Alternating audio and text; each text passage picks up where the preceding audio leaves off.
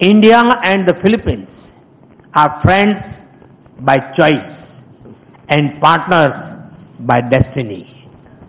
From the Indian Ocean to the Pacific, we are united by shared values. Our is not just a friendship of the past, it is a promise to the future. Maraming salamat po.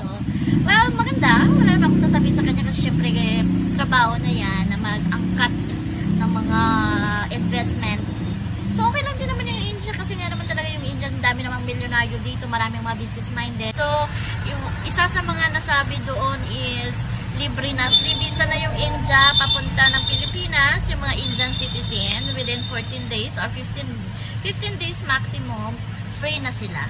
Pwede na silang umawra as a tourist visa. Same din sa Pilipinas na kung gusto din pumunta ng India, may free visa na rin yung India para sa mga Filipino citizen. O, di ba bongga? Kaya